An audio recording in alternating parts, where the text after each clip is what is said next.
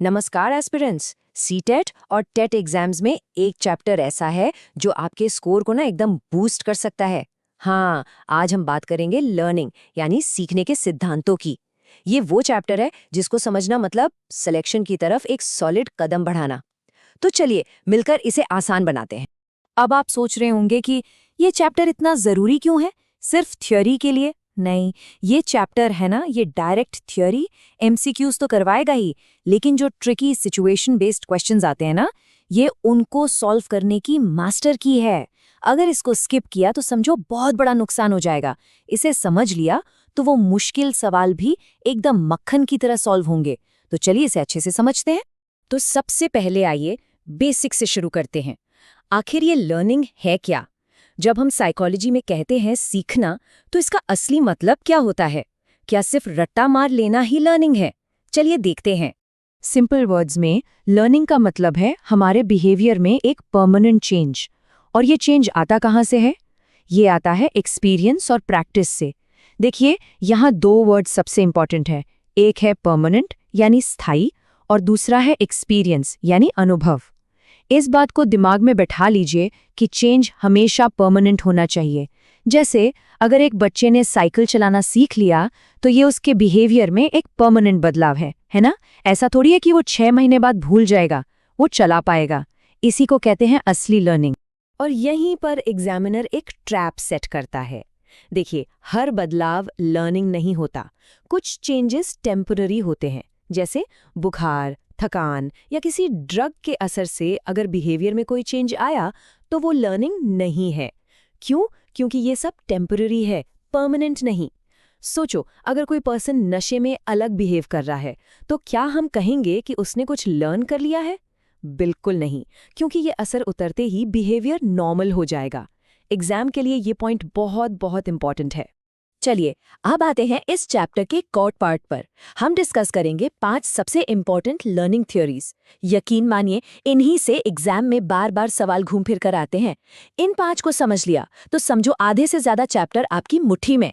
तो पहली थ्योरी है ट्रायल एंड एरर लर्निंग। इसे प्रयास और त्रुटि का सिद्धांत भी कहते हैं। इसका लॉजिक ना एकदम सीधा सा है। बच्चा ट्राई करता है, गलती करता है, फिर से ट्राई करता है, और आखिर में सक्सेस। सिंपल। वो अपनी मिस्टेक से ही धीरे धीरे सही तरीका सीख जाता है। अब एग्जाम के लिए याद रखो, जब भी क्वेश्चन में बार बार प्रैक्टिस या रेपिटेशन की बात हो, तो समझ जाना कि ये ट्रायल एंड एरर थ्योरी से जुड़ा है। क्लासरूम एग्जाम्पल देखो। एक बच्चा मैथ्स का सम सॉल्व करने की कोशिश कर रहा है। वो बार बार प्रैक्टिस करके आखिर में उसे सही करना सीख ही जाता है। तो इसका कीवर्ड क्या हुआ? बिल्कुल, learning by repetition and practice.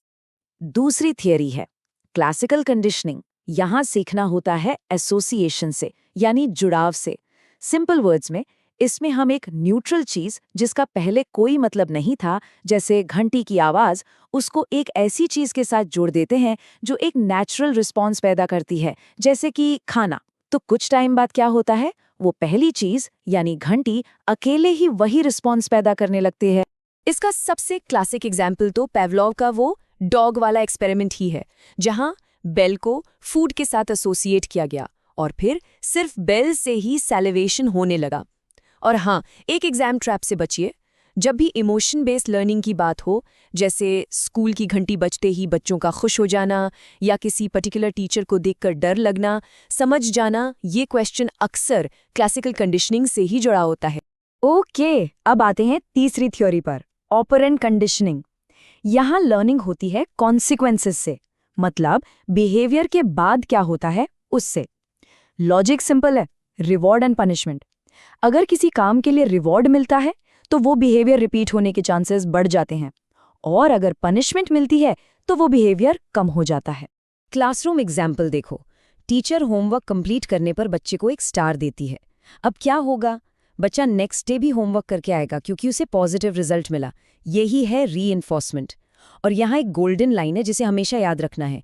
Reinforcement punishment से हमेशा हमेशा ज्यादा इफेक्टिव होता है। चौथी थ्योरी है इनसाइट लर्निंग, यानी सूझ का सिद्धांत। इसमें कोई ट्रायल एंड एरर नहीं होता।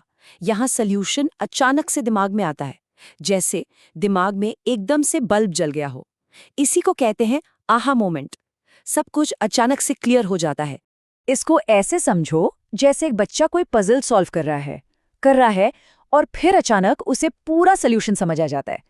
एग्जाम के लिए याद रखो, इसका मेन कीवर्ड है लर्निंग बाय अंडरस्टैंडिंग। यहाँ रट्टा नहीं, समझ काम आती है। और हमारी पांचवी और आखिरी इंपॉर्टेंट थ्योरी है सोशल लर्निंग। इसका सिंपल सा फंडा है लर्निंग बाय ऑब्जर्विंग अदर्स, यानी देखकर सीखना। बच्चा अपने आसपास के लोगों को, जैसे पेरेंट्स, टीचर्स, फ्रेंड्स, इनको ऑब्जर्व करके उनकी नकल यानी इमिटेशन करके सीखता है। इसका एक सिंपल सा क्लासरूम एग्जाम्पल है। एक बच्चा अपनी टीचर को देखकर डिसिप्लिन में रहना सीखता है। और एग्जाम के लिए इसकी सबसे इंपॉर्टेंट लाइन ये है कि लर्निंग बिना डायरेक्ट रीइंफोर्समेंट के भी हो सकती है। मतलब जरूरी नहीं है कि बच्चे को हर बार रिवॉर्ड मिले, वो सिर्फ दूसरों को देखकर भी सीख सकता है। तो अभी तक हमने 5 थियरीज देखी। चलिए एक क्विक कंपैरिजन करते हैं ताकि कोई कंफ्यूजन ना रहे। ये स्लाइड आपके क्विक रिवीजन के लिए बेस्ट है। तो एग्जाम के लिए इन कोर कीवर्ड्स को बस दिमाग में फिट कर लीजिए। ट्रायल एंड एरर का मतलब practice, classical conditioning association, operant conditioning reward punishment, insight learning understanding और सोशल लर्निंग ऑब्जर्वेशन। बस ये कीवर्ड्स याद हैं तो सवाल आराम से सॉल्व हो जाएगा। अच्छा, हमने ये सारी थ्योरीज तो समझ ली, लेकिन इसका प्रैक्टिकल यूज क्या है? एक टीचर के तौर पर क्लासरूम में हमें क्या करना चाहिए? हमारी रोल क्या होनी चाहिए? सबसे पहली बात, एक टीचर को कंट्रोलर नहीं, एक गाइड बनना है। हमें बच्चों को मौका देना है कि वो खुद करके सीखें, यानी ट्रायल एंड एरर करें। उन्हें इनकरेज करना है कि वो दूसरों को ऑब्जर्व करके सीखें, यानी सोशल लर्निंग। हमेशा पॉजिटिव रीइंफोर्समेंट का यूज करना है और पनिशमेंट को जितना हो सके अवॉइड करना है। सिंपल। चलिए अब टाइम है नॉलेज चेक करने का। जो भी अभी तक सीखा है उसको टेस्ट करते हैं। मैं कुछ क्वेश्चंस पूछूंगी, आप अपने मन में आंसर सोचना। रेडी है क्विक एमसीक्यू ड्रिल के लिए? सवाल नंबर 1, लर्निंग को सबसे बेस्ट तरीके से कैसे डिफाइन किया जा सकता है? थोड़ा सोचिए। बिल्कुल सही। सही जवाब है बिहेवियर में परमानेंट चेंज। याद है ना, हमने डिस्कस किया था टेम्पररी चेंज लर्निंग नहीं होता। नेक्स्ट क्वेश्चन, ऑब्जर्वेशन से सीखने को यानी देखकर सीखने को क्या कहते हैं? एकदम करेक्ट, इसे कहते हैं सोशल लर्निंग। बंडूरा की थ्योरी, जहां बच्चा दूसरों को ऑब्जर्व करके सीखता है। तीसरा सवाल, रिवॉर्ड से बिहेवियर इंक्रीज होता है, ये कौन सी थ्योरी का पार्ट है? जी हाँ, ये है ऑपरेंट कंडीशनिंग, स्किनर की थ्योरी, जहां रिवॉर्ड और पनिशमेंट की बात होती है। और ये रहा आखिरी सवाल, बिना ट्रायल एरर के अचानक से सॉल्यूशन मिल जाना क्या कहलाता है? शानदार, इसे कहते हैं इनसाइट लर्निंग, वही आहा मोमेंट जहां सॉल्यूशन एकदम से दिमाग में क्लिक करता है। तो ये थे लर्निंग के सबसे जरूरी कॉन्सेप्ट्स। जाने से पहले बस इन 5 पॉइंट्स को एकदम दिमाग में बिठा लीजिए। पहला, लर्निंग एक परमानेंट चेंज है। दूसरा, रिवॉर्ड हमेशा पनिशमेंट से बेहतर है। तीसरा, बच्चा हमेशा एक्टिवली सीखता है, करके सीखता है। चौथा, लर्निंग हमेशा गोल ओरिएंटेड होती है। और पांचवा, टीचर एक गाइड है। बस इन पॉइंट्स को याद रखिए और ये चैप्टर आपके लिए फॉर श्योर स्कोरिंग साबित होगा। मिलते हैं अगले विश्लेषण में, तब तक कीप लर्निंग।